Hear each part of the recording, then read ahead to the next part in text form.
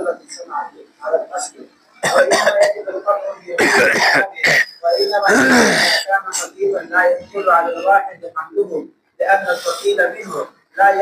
اللہ الرحمن الرحیم. قال ويقطع في الفصوص الخضر والياقوت والزبرجد.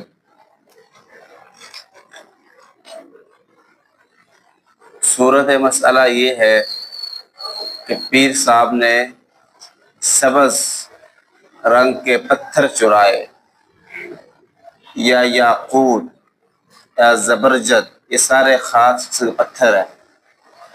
تو ان میں ہاتھ کاٹا جائے گا کیونکہ یہ معزز مال ہے اور اس کی حفاظت کی جاتی ہے. یہ دارالاسلام میں ہر ایک کے لیے مباح نہیں ہے اور اس میں رغبت بھی بہت زیادہ ہوتی ہے. تو جیسے سونا اور چاندی میں ہاتھ کاٹا جائے گا، اس کے اندر بھی ہاتھ کیا ہے، کاٹا جائے گا. وَإِذَا اتَّخَذَ مِنَ الْخَشَبِ، ایک آدمی نے لکڑی تو لی، اس کو لے کر جو ہے نا برتن بنا لیے یا دروازے بنا لیے، اس سے پھر وہ برتن یا دروازے چرائے، اب ہاتھ کاٹا جائے گا کیونکہ برتن یا دروازہ بنانے کی وجہ سے وہ قیمتی مال ہو گیا ہے اور اس کی حفاظت بھی کی جاتی ہے. لیکن اگر اس لکڑی سے اس نے کوئی چٹائی وغیرہ بنائی، وہ چٹائی چوری کر لے تو ہاتھ نہیں کاٹا جائے گا کیوں چٹائی خاص قیمتی شمار نہیں کی جاتی. یہی وجہ ہے چٹائی جو ہے عام باہر بچھا دی جاتی ہے. ہاں اگر بغدادی چٹائی چوری کی، وہ خاص نقش و نگار والی ہوتی ہے، وہ چوری کی تو پھر ہاتھ کاٹا جائے گا کیونکہ یہاں پر اس کے زیادہ نقش و نگار کی وجہ سے یہ قیمتی بن گئی ہے.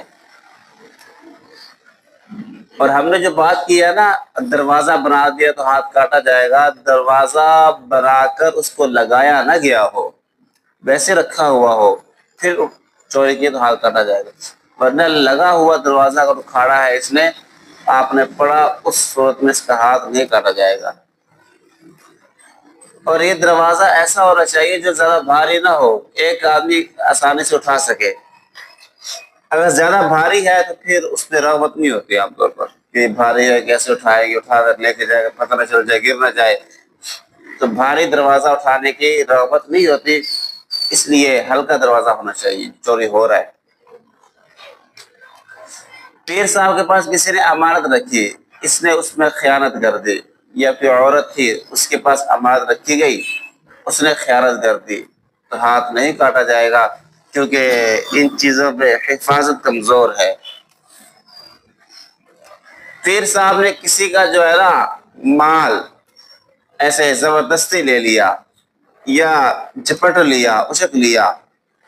تو ہاتھ نہیں کاٹا جائے گا کیونکہ یہ سرعام بدماشی کر رہا ہے، اس میں چوری والے معنی نہیں ہے. اور حضور صلی اللہ علیہ وسلم لا قطع فی مختلس ولا منتہب ولا خائن، کہ زبردستی لینے والے، اچکنے والے، زبردستی لینے والے، خائن، خیانت کرنے والے، ان کا ہاتھ نہیں کاٹا جائے گا. نباش، کفن چور، اس کا بھی ہاتھ نہیں کاٹا جائے گا. یہ حضرات طرفین کے نزدیک ہے، لیکن امام ابو یوسف رحمہ اللہ فرماتے ہیں اور امام شافعی رحمہ اللہ ہاتھ کاٹا جائے گا کیونکہ حضور صلی اللہ علیہ وسلم من نبش قطعناہ، جس نے کفن چوری کیا اس کا ہاتھ کاٹیں گے. اور دوسری عقلی دلیل یہ ہے یہ مال متقوم ہے، محفوظ ہے، قبر کے اندر ہے، اس لیے محفوظ مال لیے ہاتھ کاٹا جائے گا. لیکن طرفین کی دلیل یہ ہے کہ حضور صلی اللہ علیہ وسلم نے فرمایا لا قطع علی المختفی، مختفی کا ہاتھ نہیں کاٹا جائے گا. اور اہل عرب مختفی نباش، کفن چور کو بولتے ہیں. اور دوسری عقلی دلیل یہ ہے طرفین کی کہ یہاں ملکیت میں شبہ ہے، اس میت کی ملکیت ہو نہیں سکتی اس لیے کہ وہ مالک بننے کا اہل نہیں ہے. وارث کی بھی نہیں ہو سکتی کیونکہ زیادہ محتاج تو میت ہے، تو کس کی ملکیت کرے، شبہ ہو گیا. تو ملکیت میں شبہ کی وجہ سے ہاتھ نہیں کاٹا جائے گا۔ اور دوسری عقلی دلیل یہ ہے کہ دیکھو یہاں جو مقصود ہے زجر و توبیخ وہ حاصل نہیں ہوگی، کیونکہ ایسا کرنا بہت کم ہوتا ہے کہ کوئی کفن چوری کرے، وہ شاذ و نادر ہے، اس لیے یہاں مقصد حاصل نہیں ہوگا، اس لیے ہاتھ نہیں کاٹا جائے گا۔ باقی جو امام ابو یوسف رحمہ اللہ نے روایت پیش کی ہے من نبش قطعناہ، اس کا جواب یہ ہے کہ یہ حدیث مرفوع نہیں ہے، اور دوسرا جواب یہ ہے کہ یہ محمول ہے سیاست پر، کہ مناسب سمجھا تھا تو اس کو ہاتھ کاٹے تھے، ورنہ یہ لازمی نہیں ہے۔ وہ ان کا قبر، اگر قبر جو ہے نا گھر کے اندر ہے اور گھر کو دروازہ بھی لگایا ہوا ہے، تالا ہے دروازے کو، پیر صاحب دروازے سے داخل ہوئے اور جا کر اندر گھر کی قبر کھولی، قبر کھول کر وہاں سے قبر چرا لیا، تو یہاں بھی اختلاف ہوگا۔ امام صاحب طرفین کے نزدیک ہاتھ نہیں کاٹا جائے گا، اور امام ابو یوسف کے نزدیک ہاتھ کاٹا جائے گا۔ ایسے ہی ایک قافلہ جا رہا تھا میت کو لے کر، کندھوں پہ اٹھایا ہوا تھا، پیر صاحب ادھر ہی حملہ کر دیا اور کفن چرا لیا، ان کے ہاتھوں سے چرا لیا، یہاں بھی اختلاف صاحب گزرا۔ وَلَا يَقْطَعُ سَارِقٌ مِنْ بَيْتِ الْمَالِ، پیر صاحب نے جو ہے نا بیت المال سے مال چوری کیا تو ہاتھ نہیں کاٹا جائے گا، کیونکہ اس مال کے اندر پیر صاحب کا بھی حق ہے، تو شراکت کا مسئلہ بن گیا گویا کہ اس لیے ہاتھ نہیں کاٹا جائے گا۔ ایسے ہی پیر صاحب اور سراج کا کسی مال میں اشتراک تھا، پیر صاحب نے اس مشترک مال سے چوری کی تو ہاتھ نہیں کاٹا جائے گا، کیونکہ یہاں شرکت ہے۔ سراج نے پیر صاحب کو کچھ درہم دینے تھے، 10 درہم دینے تھے قرضے کے، پیر صاحب نے اس سے چرا لیے درہم، تو ہاتھ نہیں کاٹا جائے گا، کیونکہ پیر صاحب نے اپنا حق وصول کیا ہے، بھلے وہ ان کو دینے کی مدت تاخیر سے کیوں نہ ہو۔ مثال کے طور پر دینے کی مدت تھی رمضان میں، پیر صاحب نے ربیع الاخر میں چرا لیا، تب بھی ہاتھ نہیں کاٹا جائے گا، اس لیے کہ صرف مطالبے میں تاخیر تھی نا، درہم تو وہی تھے، اس لیے ہاتھ نہیں کاٹا جائے گا۔ ایسے ہی پیر صاحب نے لے لے تھے 10 درہم لیکن چوری کر لے 20 درہم کی، تب بھی ہاتھ نہیں کاٹا جائے گا، جو اشتراک ہے ان دراہم میں جس میں پیر صاحب کا اپنا حق ہے، تو اشتراک کی وجہ سے ہاتھ نہیں کاٹا جائے گا۔ سراج نے پیر صاحب کے 10 درہم دے رہے تھے، پیر صاحب نے سراج کا کچھ سامان چوری کر لیا تو یہاں ہاتھ کاٹا جائے گا، کیونکہ پیر صاحب کا حق دراہم میں تھا، سامان میں نہیں تھا، سامان لے سکتا ہے رضامندی کے ساتھ، اور یہاں رضامندی موجود نہیں ہے، اور امام ابو یوسف رحمہ اللہ ہاتھ نہیں کاٹا جائے گا، اس لیے کہ بعض علماء کے نزدیک دراہم کے بدلے میں سامان کے ذریعے اپنا حق وصول کر سکتا ہے یا رہن کے ذریعے سے، تو یہاں چونکہ اختلاف ہے اس لیے وہ کہتے ہیں کہ ہاتھ نہیں کاٹا جائے گا۔ لیکن ہم کہتے ہیں جو امام ابو یوسف نے اختلاف پیش ہے اس سے کوئی دلیل نہیں ہے، لہذا دعویٰ بلا دلیل ہم قبول نہیں کریں گے۔ ہاں اگر پیر صاحب یہ دعویٰ کر دے کہ میں نے سامان اپنے دراہم کے بدلے میں لیا ہے، پھر ہاتھ نہیں کاٹا جائے گا۔ یہ بہرحال اس مسئلے پر علماء کا اختلاف تو ہوا ہے،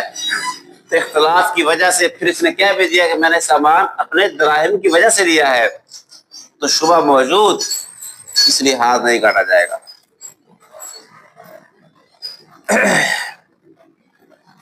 پیر صاحب سراج نے پیر صاحب کے 10 دراہم دینے تھے، پیر صاحب نے ان کے بدلہ میں دناری چوری کر لیے، تو ہاتھ کاٹا جائے گا، کیونکہ اس کا حق جو ہے دراہم میں تھا، دنانیر میں نہیں تھا، اور بعض نے کہا نہیں کاٹا جائے گا، اس لیے کہ درہم اور دنانیر دونوں ایک جنس کے ہیں، دونوں نقدی ہے گویا کہ۔ ومن سرق عینا، پیر صاحب نے سراج کا جو ہے نا وہ گدھا چوری کر لیا، چوری پکڑی گئی، پیر صاحب کا ہاتھ کاٹ دیا گیا، چوری واپس دلا دی گئی، کچھ دن گزرے پیر صاحب نے پھر وہی گدھا دوبارہ چوری کر لیا، صحیح ہے، تو اب فرمایا پیر صاحب کا ہاتھ نہیں کاٹا جائے گا، لیکن قیاس چاہتا ہے کہ اب دوبارہ دوسرا ہاتھ کاٹا جائے،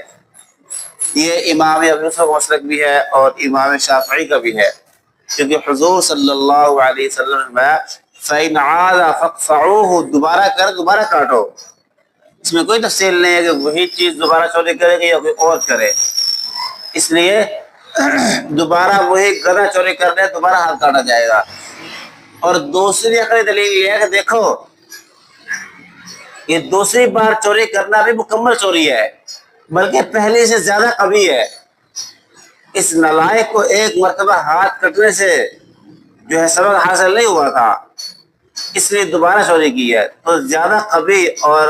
غلیظ چوری ہے یہ والی۔ اب تو بتائیے کہ اولا اس کا ہاتھ کٹنا چاہیے۔ جیسے یہ ایسے ہو جائے گا جیسے مثال کے طور پر پیر صاحب نے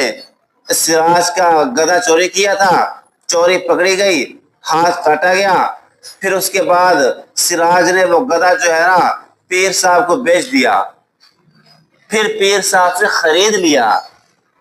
اب دوبارہ پیر صاحب نے اس گدھے کو چوری کیا، تو یہاں جیسے ہاتھ نہیں کاٹا جائے گا، تو پہلی جیسے یہاں ہاتھ کاٹا جائے گا ایسے ہی پہلی صورت میں بھی ہاتھ کاٹا جائے گا۔ بات سمجھ آ گئی؟ ہم احناف کی دلیل طرفین کی دلیل یہ ہے، دیکھو جب پیر صاحب نے پہلی مرتبہ گدھا چوری کیا تو گدھے میں جب سزا جاری ہو گئی تو گدھے کی عصمت فوت ہو گئی، تو اس کو واقعہ آگے بات کرے گی۔ جب عصمت فوت ہو گئی محل میں تو دوبارہ چوری کرنے کی وجہ سے وہ جو ہے چونکہ شبہ موجود ہے، اگرچہ لٹانے کی وجہ سے واپس عصمت لوٹ آئی ہے، لیکن بہرحال شبہ تو موجود ہے کہ وہی ملک بھی اسی سراج کی ہے، محل گدھا بھی وہی ہے، اور سزا کا جو محل تھا وہ بھی وہی ہے، تو اس وجہ سے اس کی عصمت میں شبہ بڑھ گیا ہے، اس لیے دوسری مرتبہ وہی گدھا چوری کیا تو ہاتھ نہیں کاٹا جائے گا۔ ہاں جو امام ابو یوسف نے قیاس پیش کیا تھا وہ قیاس درست نہیں ہے، کیونکہ اب جب پیر صاحب نے وہ سراج نے بیچا پھر پیر صاحب سے خریدا تو گویا کہ اس گدھے کا محل تبدیل ہو گیا، اس گدھے کی سبب تبدیل ہو گیا ہے۔ اب جس حالت میں سراج صاحب کے پاس ہے وہ پہلی حالت والا نہیں ہے، اب گویا کہ اس نے پیر صاحب سے خریدا ہوا گدھا لیا ہوا ہے، اپنی ذاتی سابقہ ملکیت والا نہیں ہے۔ تو جب سبب مختلف ہو گیا تو لہٰذا یہ پہلے گدھے کا غیر شمار ہوگا۔ اب گویا کہ دوسری چوری کی ہے، پہلی چوری کا اعادہ نہیں ہوا ہے، اس لیے یہاں ہاتھ کاٹا جائے گا، اس پر قیاس نہ کرو۔ وَلِأَنَّ تَكْرَارَ الْجِنَایَةِ، اور دوسری دلیل یہ ہے احناف کی کہ پیر صاحب جو ایسی بغیرتی کر رہے ہیں، ایک مرتبہ ہاتھ کٹ چکا پھر دوبارہ چوری کی، یہ انتہائی ذلیل پنے کا اس نے جو ہے نا کام کیا ہے، تو ایسا شاذ و نادر ہوتا ہے، ایسا بہت کم لوگ کرتے ہیں۔ پیر صاحب نے دوبارہ کیا تو گھٹیا قسم کا آدمی ہے، اس کو اپنے اعضاء کی پرواہ نہیں ہے، ایسا شاذ و نادر ہوتا ہے، تو اس سے جو ہے زجر و توبیخ حاصل نہیں ہوگی، اس لیے دوبارہ ہاتھ نہیں کاٹا جائے گا۔ یہ بالکل ایسا جیسے ایک آدمی کسی پر بار بار تہمت لگائے، پیر صاحب سراج پر تہمت لگائے، اس نے 2 دن کے بعد پھر لگا دی، ہفتے بعد پھر لگا دی، تو ایک ہی حد قدم لگے گی۔ یہاں بھی جو چوریاں بار بار ہو رہی ہے ایک ہی آدمی کی، تو یہاں جب ایک مرتبہ ہاتھ کاٹا جا چکا ہے تو پیر صاحب کو دوبارہ ہاتھ نہیں کاٹا جائے گا۔ فَإِن تَغَيَّرَتْ عَنْ حَالِهَا، ہاں اگر یوں ہوا کہ پیر صاحب نے سراج کی جو ہے نا سود چوری کیا، واپس دلوا دیا گیا ہاتھ کاٹ کے،